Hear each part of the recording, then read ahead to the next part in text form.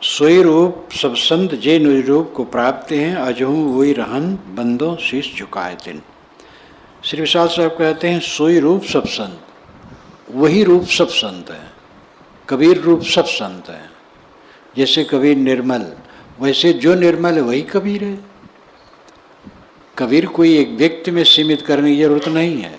जैसे बौद्धों ने कहा बुद्धों, धम्म पद में आता है बुद्धों, बहुवचन में बुद्धों। तो एक बुद्ध तो हैं जो व्यक्ति रूप में हैं, जो शुद्धोधन के पुत्र थे। लेकिन बुद्धों का मतलब जो जग गया है, जिसका मोह भंग हो गया है, जो निर्मल हो गया है, वो बुद्ध है। ऐसे राम, राम का मतलब है जो आत्मा राम में रमे, बाहरी विषय छोड़ करके आत्मलीन हो जाए, वो राम। सब राम रूप हैं। जो निवृत्त हुए वासना से वो सब राम रूप हो गए। राम रूप तो सब है, वासना में रहे तब भी राम रूप है, लेकिन उसकी स्थिति तो नहीं होती है। जब वासना त्याग देता है तब राम। जैसे मानो तो सब है, लेकिन जानवर से भी खराब। जो नहीं खाना चाहिए खाते हैं, जो नहीं पीना चाहिए पीते हैं, जो नहीं करना चाहिए करते हैं, और चिंता में जलते हैं। तो क्या मानव है? मानव के आकार में पशु हैं। मानुष कीरी खुलरी ओढ़े फिरत हैं बैल। ये साहिब का व्यंग है कि मनुष्य की खाल बैल ओढ़ करके घूम रहा है। तो मनुष्य तो हम सब हैं, लेकिन असली मनुष्य वह है जो विवेकवान है। विवेक द्वारा ग्राह्य त्याज्य समझता है और त्याज्य का त्याग करता है और ग्राह्य को ग्रहण करता है, वो मनुष्य।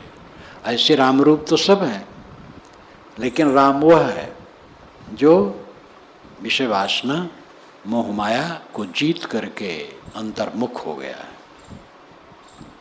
सोई रूप सब संत जो निज रूप को प्राप्ति है। जो निज रूप को प्राप्त है, अपने स्वरूप में स्थित है। निज रूप क्या है? ये देह निज रूप नहीं है। देह तो मिट्टी का रूप है। चेतन आत्मा निज रूप है। जो अपने चेतन आत्मा में स्थित है, निज रूप को प्राप्त है, वो सब संत कबीर हैं। अजहो वही रहन बंदों से झुकाए तिन। आज भी वह हैं। आज भी ऐसे संत हैं जो अपने स्वरूप में लीन है, आत्मलीन है। हम नहीं देख पाते हैं तो हमारी गलती है। तो आज भी वो संत हैं। वैसे संतों से मुलाकात आज भी हो सकती है। हम अपना अहंकार छोड़ें, अहंकार छोड़ करके तब वो स्थिति आएगी।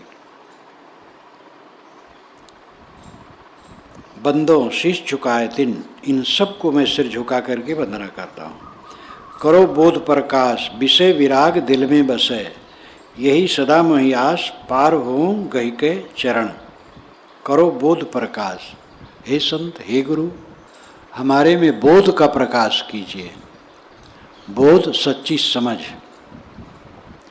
स्वरूप का ज्ञान बोध है, और तृप्त हो जाना बोध है।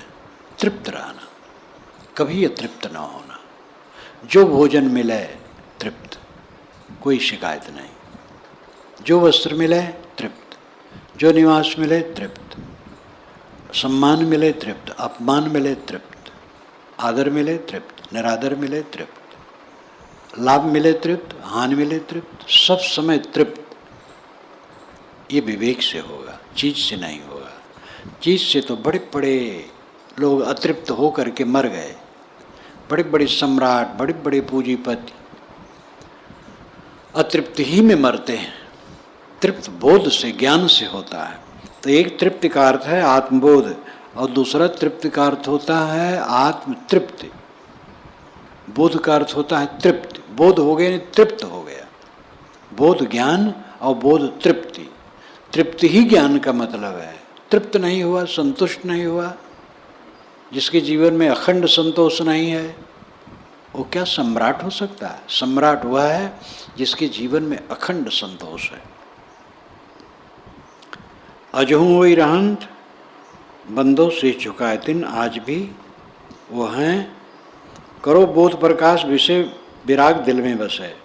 बोध का प्रकाश करो, हमारे ज्ञान में प्रकाश करो, और विषयों से हमारे दिल में वैराग्य हो जाए। विषयों से वैराग्य होना बहुत जरूरी है, एकदम वैराग्य जिनको हो जाता है उनका उनका एकदम है। गृहस्थ को भी विषयों से वैराग्य की जरूरत है। विषय वासना में डूबे रहने से कोई फायदा है? स्त्री पुरुष का संबंध केवल गर्भाधान के लिए है, और एक बार गर्भाधान हो जाए, एक बच्चा हो जाए, फिर क्या जरूरत है? ऐसी बढ़ती हुई जनसृष्टि में तो एक बच्चा काफ़ी है, उसके पश्चात क्या जरूरत है? चित्त को उलझाना, उद्वेगित करना, मलिन बनना, क्या फायदा? जो इस सीमा में नहीं रुक सकता है उसको भी चाहिए, जितना संयम से रहेगा सुखी रहेगा, और जितना अपने को डुबाएगा उतना रोगी दोषी होकर दुखी रहेगा। इसलिए विषय विराग सबके चित्त में बसना चाहिए, विषयों से वैराग्य होना चाहिए। यही सदा महियास पार हों कही कई चरण। निवेदन करने वाला साधक कहता है कि यही मुझे आशा है कि आपके चरणों को पकड़ करके मैं पार हो जाऊं। चरणों को पकड़ करके मतलब नहीं जाए गुरु पैर पकड़ ले तब पार हो जाइए और छोड़े ना, वो कहे महाराज जब पार करो तब छोड़े, अभी तो छोड़ा बना, ये अर्थ नहीं है। चरण पकड़ने का मतलब है आधार लेना, सहारा लेना, आज्ञा मानना, अनुगामी होना, समर्पित होना। ध्यान संत समाज सदा सहायक एक रस, मिले अचल पद साज कारज है उनसे सदैव। ध्यान संत समाज, मैं संत समाज का ध्यान करता हूँ। सदा सहायक एक रस, वे सदैव एक रस सहायक हैं। संत न मिलें तो हमारा कल्याण नहीं होगा। गुरु चाहिए और संत चाहिए। गुरु बोध देते हैं, संरक्षण देते हैं, और संत के साथ में वो सब बोध खिलता है। मान लो गुरु है, गुरु सहारा दिया, गुरु अपनी जगह बैठा है, तुम और साधुओं के साथ में काम कर रहे हो, बात कर रहे हो, व्यवहार कर रहे हो, वहाँ वही तो सहारा है। और संतों के प्रति जो कहता है गुरु में हमारी श्रद्धा है और साधुओं में तो नहीं है, तो गुरु में उसको श्रद्धा नहीं, वो झूठ है। जिसको गुरु में श्रद्धा होगी साधुओं में श्रद्धा होगी, जिसको साधुओं में श्रद्धा होगी गुरु में श्रद्धा होगी, और जिसको साधु गुरु में श्रद्धा होगी सब में श्रद्धा होगी। क्योंकि गुरु ही बताता है सब अपने स्वरूप हैं, सबके प्रति श्रद्धा करो। ध्यान संत समाज सदा सहायक एक रस, मिले अचल पद साज कारज यह उनसे सदै। अचल पद साज ये संतों की संगत से मिलने वाला है, और सारा पद चल है, छूट जाता है, रुकता नहीं। देखो लोकसभा भवन में गत वर्ष में लालू बाबू ने सब रेलवे का बजट पेश किया था। इस वर्ष बेचारे अलग बैठे थे वहीं चुपचाप। और दूसरा जो आजकल रेलवे मंत्री है उसने सब बात कही, उसका पद रिक्त हो गया, खत्म हो गया, अब वो कुछ नहीं। अब रेलवे मंत्रालय के विशाल भवन में उनके लिए जगह नहीं है। एमपी के लिए जैसे जगह होती वैसे हो गया। अब अगर हार जाए बिल्कुल तो वहाँ गुंजाइश नहीं, नोटिस आ जाएगी थोड़े दिन में, अपना सामान हटाइए। एक एमपी मेरे पास आए जो अब की बार हार गए थे, कि महाराज बड़ी तकलीफ़ हुई, मेरी पत्नी को दिल्ली से नोटिस आया है कि अपना सामान निकालो। हम कि यही तो अविवेक है, अपना घर है, वो किराए का घर है, और यहाँ पर क्या अपना है? अपना घर जो बनाओ वो अपना घर नहीं रहता है। तो अचल पद साज, अचल पद साज आत्मसंतोष है। अपने आत्मा को पहचानो, मैं निर्मल हूँ, निर्विकार हूँ, अच्छे हूँ, नित्य हूँ, शुद्ध बुद्ध हूँ, और तृप्त रहो, आत्मसंतुष्ट रहो। अचल पद साज मिल गया।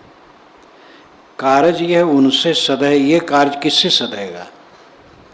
इस सदगुरु संतों के सहारा से सधेगा, और कहीं नहीं सधेगा। नेताओं में जाओ तो नेता का काम अपना है, वहाँ से वही प्रपंच ही मिलेगा। सरकारी ऑफिसों में काम करवाने की जाओ, काम करवा लो, लेकिन जो अफसर हैं, क्लर्क हैं बेचारे, वो अपनी क्षमता काम करते हैं, आपको बहुत विचार क्या दे सकते हैं?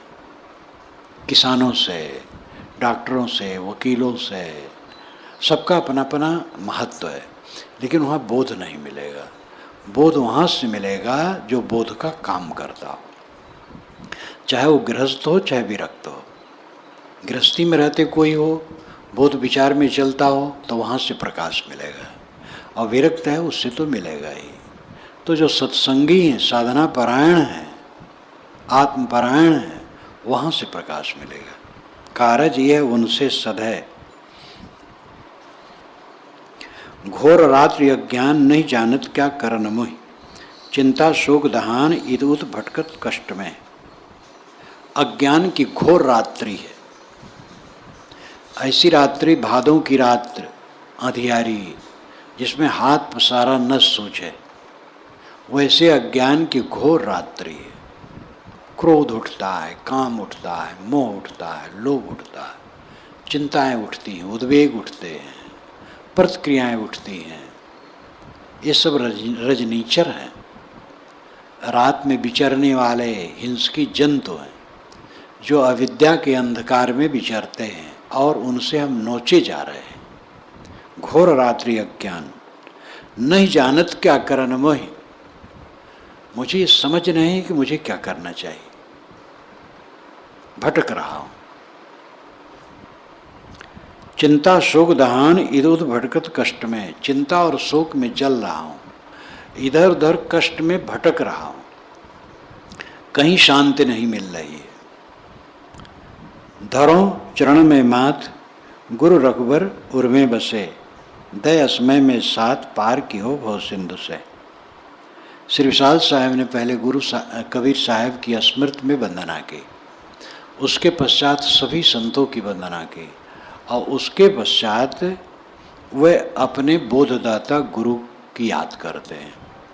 उनके बोधदाता गुरु का नाम था रघुवर साहब। रघुवर साहब बाराबंकी के ही थे। इनकी हिस्ट्री में उनकी हिस्ट्री तो क्या बताऊं, श्री विशाल साहब की प्रेरणा की हिस्ट्री बताऊं। श्री विशाल साहब बाराबंकी के थे, किसान घर के बच्चे थे, मेधावी थे, अनपढ़ थे और भगवान के भक्त थे, राम कृष्ण को परमात्मा मानते थे। और सुनते थे कि कबीर पंथी भगवान को नहीं मानते हैं, तो कहते थे कबीर पंथियों को नाम नहीं लेना है और कबीर पंथियों के पास जाना नहीं है। तो ये सुनते थे कबीर महान संत हुए हैं महिमा में, कि कबीर बहुत बड़े महात्मा हुए हैं, तो कबीर को तो समझते थे महान थे, लेकिन कबीर पंथी भगवान को नहीं मानते हैं, इनका नाम नहीं लेना, इनसे मिलना नहीं है। तो कहीं कबीर पंथी सामने पड़ जाए तो भाग खड़े होते थे। उनके दरवाजे पर चौबाहा बना था, चौपाल बाराबंकी में कहते हैं, हवादार बंगला। तो उसमें कभी कभी गुरदयाल साहब आकर के बैठें और सत्संग हो, लेकिन वह वहाँ से सरक जाएं। एक बार रघुवर साहब बोल रहे थे और काफ़ी प्रभावशाली विचार एक युवक ने सुना, तो ये निकले उधर से अपने घर से दरवाजे से। तो विशाल साहब का नाम था वैरी साल, उस समय 15 बरस की उम्र रही होगी, 15-16। तो उस व्यक्ति ने कहा, अरे वैरी साल भैया सुनो सुनो सुनो, जरा ये महात्मा की बात सुनो। तो ऐसा उन्होंने कहा तो मजबूर होके बैठ गए। मन तो नहीं था कबीर पंथी की बात सुनो, लेकिन अब कह ही रहे हैं तो बैठ जाऊं। तो बैठ गए, तो बैठ गए, सुनने लगे तो स्तब्ध हो गए, मूर्ति जैसे हो गए, अडोल अचल, एकदम मस्त। श्री विशाल साहब कहते थे उसके बाद कि मुझे लगा कि ये धरती दूसरे ढंग की है, चाँद दूसरे ढंग का है, सूरज दूसरे ढंग का है, दुनिया दूसरे ढंग की हो गई। रघुवर साहब के विचार सुन करके उसी दिन उनको लगा ये सब दूसरा हो गया, और उनको लगा कि मेरी मूर्खता कितनी थी, मैं लोगों के बहकाव में आ गया कि ये कुछ नहीं मानते, भगवान को नहीं मानते, ये तो सच्चा भगवान को मानते हैं। फिर उनके पास बैठने लगे। फिर अभी चिंता हुई कि पुस्तक पढ़ना चाहिए इनके विचार की, और अक्षर एक भी नहीं जानते हैं। तो अक्षर जानना चाहिए। तो पुरोहित पंडित घर में आता था समय समय से, तो उससे उन्होंने कहा आप मुझे अक्षर का ज्ञान करा दीजिए। तो उन्होंने अक्षर का ज्ञान करा दिया। अक्षर का ज्ञान हो गया, मिलावट का ज्ञान हो गया, मात्रा संधि का ज्ञान हो गया, तो पढ़ने लगे। तो गुरदयाल साहब ने उनको बीजक, पंचग्रंथि, मूल, कोई हस्तलिखित, कोई छपी देने लगे। उस जमाने में हस्तलिखित पुस्तकें प्राय होती है, 100 वर्ष पुरानी घटना है। तो पढ़ने लगे। फिर गांव छोड़ करके बाहर एक बाग था, सरैया बाग, उसको गुफा बाग कहते हैं। तो गुफा बाग में वो बैठ गए। गुफा उसमें नहीं थी, नाम था गुफा बाग, और बाग था, वहीं बैठ गए। तो दिन भर बैठे रहें, रात भर बैठे रहें, वहीं सो जाएं, घर पर आके खा जाएं। कभी कभी नहीं आए तो घर वाले उनको भोजन वहाँ भेज दें। ऐसे रहने लगे।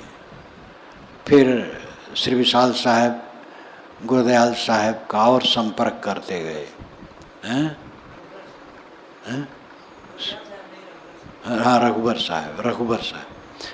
साहब का संपर्क करते। रघुबर साहब था नाम। गुरदयाल साहब तो बहुत पहले हुए, 200 वर्ष पहले। तो रघुबर साहब ने जल्दी वेश नहीं दिया, साधना करो। 20-22 बरस की उम्र में तो उन्होंने वेश दिया। और श्री विशाल साहब के विषय में जो ठीक से समझना चाहे, मोक्ष शास्त्र पढ़ें। मोक्ष शास्त्र की शुरुआत में सब वो दिया है, और फिर हमारा उनका संवाद, साहचर्य, संस्मरण, वो सब दिया है। फिर पूरी चारों ग्रंथों का जो भाव है मोक्ष शास्त्र में सब दिया है। और इतना ही कहूँगा कि श्री विशाल साहब एक ऐसे पुरुष थे कि जो ज्ञान की बात कही जाती थी उनका जीवंत स्वरूप था। वो महापुरुष, उनका साहचर्य, उनके दर्शन मुझे 53 में हुए, जब मैंने गृह त्याग किया उस समय। और उनका साहचर्य मुझे मिला 58 से। 58 में मेरी वैराग संजीवनी छप के गई, तो उन्होंने पढ़वा के सुना पूरा। उसके पश्चात जब मैं गया तो मैं उनका अंतरंग हो गया। तब से 76 तक मैं अंतरंग रहा। जब जाता था अंतरंग हो जाता था। तो श्री विशाल साहब को बहुत निकट से देखा। अपनी गाली देने वाले को, अपने को बुरा कहने वाले को कभी वो कट नहीं कहे। उनको गाली देने वाले थे, कट कहने वाले थे, सभी महापुरुषों को होते हैं। मैंने इतनी दरमियान में कभी नहीं देखा कि उन्होंने अपने विरोधी को कट कहा हो। एकदम कृतार्थात्मा उनकी वाणी में शुरू किया हूँ। धरो चरण में मात, गुर रघुबर उर में बसे। श्री विशाल साहब कहते हैं कि रघुबर साहब हमारे हृदय में बस गए, मतलब उनका बोध हमारे हृदय में बस गया। दय असमय में साथ पार कियो भव सिंधु से। जैसे असमय हो, कोई डूब रहा हो और कोई बचा ले, कोई आग में पड़ा हो बचा ले, फांसी के तख्ते पर लटकना हो और कोई बचा ले, तो असमय में साथ देना। ये आग से, पानी से, फांसी से तो एक ही देह मिटती है। वासना के जाल से तो जीव अनाद काल से भटक रहा है। वासनाओं के जाल से जो बचाया वो गुरु धन्य है। पार की हो भव सिंधु से। हे गुरुदेव, आपने हमें भवसागर से पार कर दिया। जब लग है यह देह प्रारब्ध भुलावन पूर्व की, तब लग शत्रु मने विनय करो यही स्वार्थ हित। जब तक ये देह है, ये प्रारब्ध भुलावन है। प्रारब्ध कहते हैं जो प्रारंभ हो। ये शरीर को प्रारब्ध 3 कर्म माने जाते हैं, संचित, प्रारब्ध, क्रियमाण। क्रियमाण कहते हैं मानव जीवन में राग पूर्वक शुभ और अशुभ कर्म करना। मनुष्य के मन में हरदम राग रहता, राग का प्रवाह, विषयों में सुख की कल्पना, उसमें राग, और उसी को लेके वो काम करता है। फिर राग में द्वेष आता है। तो राग द्वेष जनित जितने पाप पुण्य कर्म हैं इनको कहते हैं क्रिमाण कर्म, होता हुआ कर्म। दूसरा है संचित कर्म। ये क्रिमाण कर्मों के संस्कार मन में इकट्ठे होते जाते हैं, वही संचित हैं जो जन्म जन्मांतर के रहते हैं। प्रारब्ध कर्म उसे कहते हैं जो संचित कर्म में से निकल करके देह जिसकी रचना हो गई है, वो प्रारब्ध कर्म है। जैसे एक किसान है, हल चलाता है, बीज बोता है, निदाई करता है, ब्यासी करता है, पानी भरता है, खाद डालता है, ये क्रिमाण कर्म है। फिर धान हो गया, पक गया तो काटता है, लाता है, खलिहान में रखता है, मिजाई करता है, ओसाई करता है, ये सब क्रिमाण कर्म है।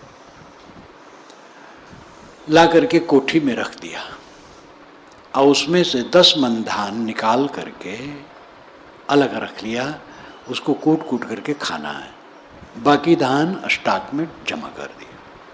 तो जो स्टॉक में जमा किया वो संचित है, और 10 मन जो खाने के निकाल लिया वो प्रारब्ध है।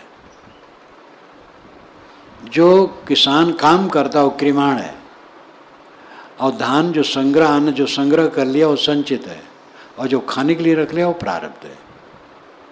ये उदाहरण है। जो हम राग द्वेष पूर्वक रात दिन सुबह शुभ करते हैं, क्रिमाण है।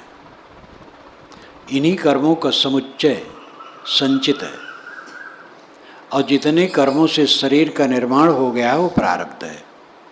ये शरीर प्रारब्ध है और ये भूलावन रूप है, भूल हो जाती है। जो नहीं बोलना चाहिए मुंह से निकल जाता है, नहीं करना चाहिए हो जाता है, नहीं सोचना चाहिए सोच जाता है, ये भुलावन बन। बहुत सावधान रहने की जरूरत है। जब लग है अब यह देह प्रारब्ध भुलावन पूर्व की। विशाल साहब कहते हैं जब तक ये देह है जो प्रारब्ध है और पूर्व के कर्मों के जोर से भुलावन के रूप में है,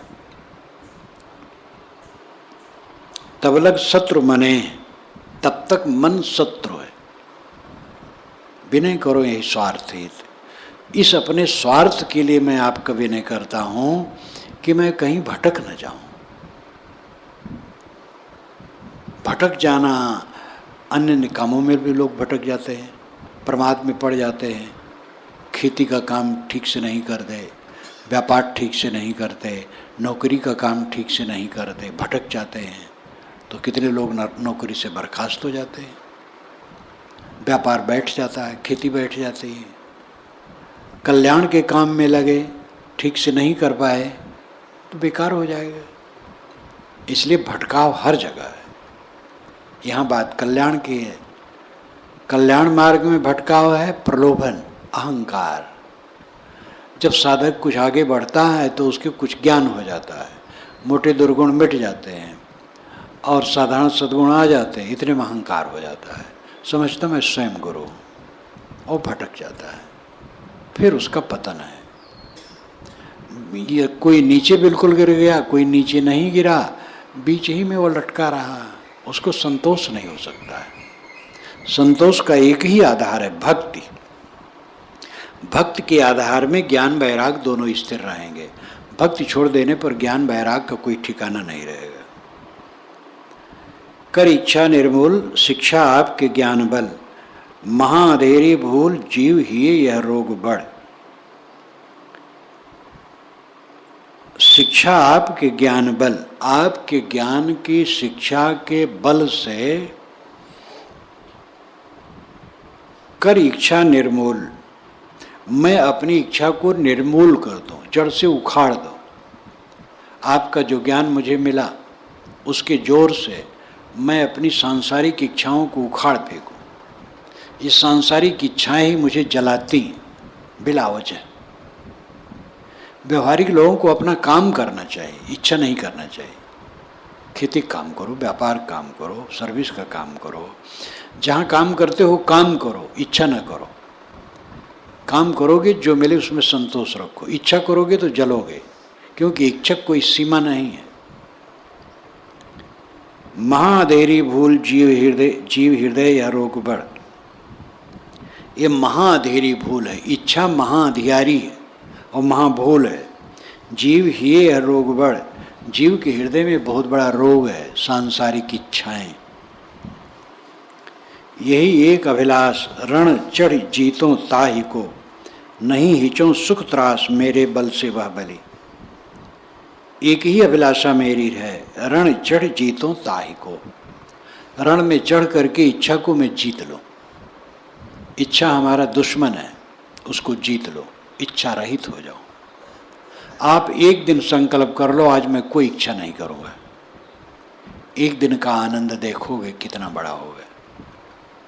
जिस क्षण आदमी इच्छा से रहित होता है उस समय वो कल्याणमय होता है। एक अरबी के कवि ने कहा है, उसका भाव है, अगर इच्छा न होती तो मैं अमृत होता। तो इच्छा जहर है।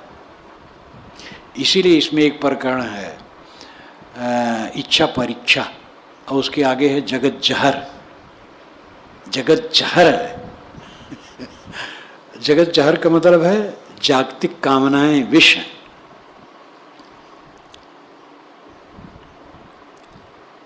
तो साधक कहता है, मेरे हृदय में एक ही अभिलाषा है कि मैं रण चढ़ करके जीत लूं। श्री विशाल साहब कहते थे कि मुझे एक ही फिक्र है, निष्फिक्र रहो।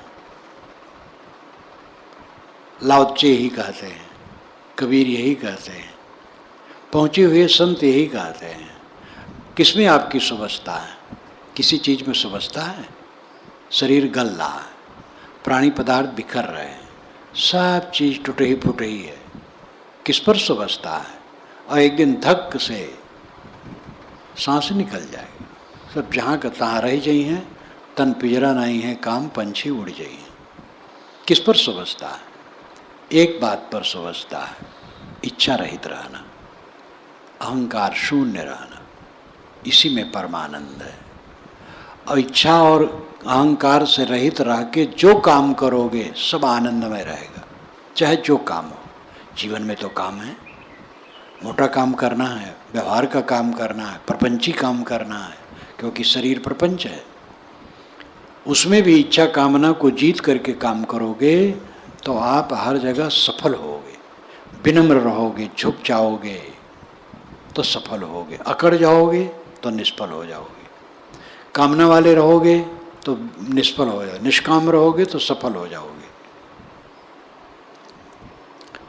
नहीं हिचो सुख त्रास मेरे बल से वह बली। साधक कहता है, सुख के त्रास में हिचो न, नहीं हिचो सुख त्रास। हिचो, हिचना, खिंच जाना, कायर हो जाना, सुख के त्रास में। ये भेद जाने बिना कोई अर्थ नहीं कर पाएगा। सरल शब्द है, सुख का त्रास। सुख का कहीं त्रास होता है? सुख का तो आनंद होता है। साहब कहते सुख का त्रास है। काम वासना मन में उठी तो काम वासना में सुख लगा। साहब कहते महात्रास है। इस त्रास में मैं खिंचूं न। प्रलोभन होता है, प्रलोभन के कारण माता पिता की हत्या की जाती है, गुरु की हत्या की जाती है, सज्जन की हत्या की जाती है, और लूट फूंक, चोरी बेईमानी बदमाशी न मालूम कितने कुकर्म होते हैं, ये सुख के नाते। तो सुख का त्रास है। सुख के भ्रम में पड़ करके सब जीव पीड़ित हैं। नहीं जो सुख त्रास, सुख के त्रास में मैं खींच न जाऊं। जो सुख का त्रास है, सुख की विपत्ति है। सुख भ्रम, झूठे सुख को सुख कहे मानत है मन मोद, जगत चबैना काल का कुछ मुख में कुछ गोद। कबीर ने क्या कहा? यही तो कहा। झूठे सुख को सुख कहता है और मन में खुश होता है। जगत तो काल का चबैना है। चबैना जब खाया जाता है तो कुछ गोद में होता है, कुछ मुख में होता है। गोद में लिए रहते हैं बाएं हाथ में और दाएं हाथ से खाते हैं। जगत तो काल का चबैना है। नहीं हिचूं सुख त्रास, सुख के त्रास में मैं न हिचूं, न हिचूं। न घबराऊं, न खिंच जाऊं, न भटकूं। सुख का त्रास, जो सुख की कल्पना होती है उसके पीछे जो खिंचाव है वही सुख का त्रास है, उसमें मैं भटक न जाऊं।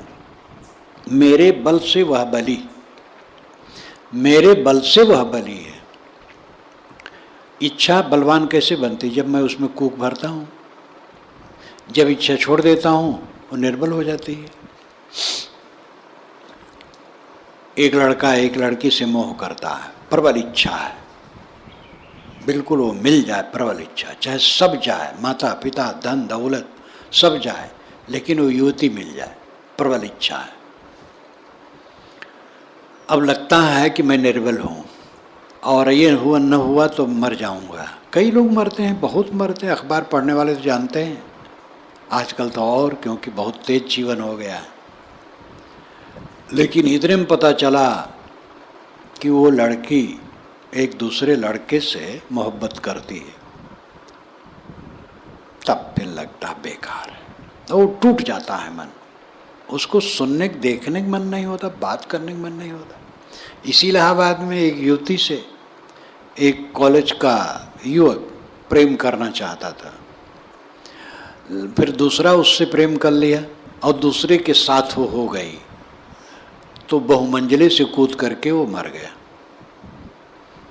और परीक्षा में इतना नंबर से उत्तीर्ण हुआ था कि अखबारों में नाम आया था उसका, बहुत मेधावी था। लेकिन जो उसकी प्रेसी युवती थी जिसको चाहता था, वो स्वयं दूसरे को चाहने लगी। बस सोचा अब जीवन बेकार है, तो कूद पड़ा और मर गया। तो मेरे बल से वह बली, मेरे बल से इच्छा बलवान है। मैं बल भरता हूँ इच्छा में, तभी इच्छा है। खींच लो अपना बल, इच्छा खत्म, नहीं चाहिए मुझे, बस मामला खत्म। चाह चाह करके दरिद्र बने हुए हो, चाहना छोड़ दो, संपन्न हो जाओ।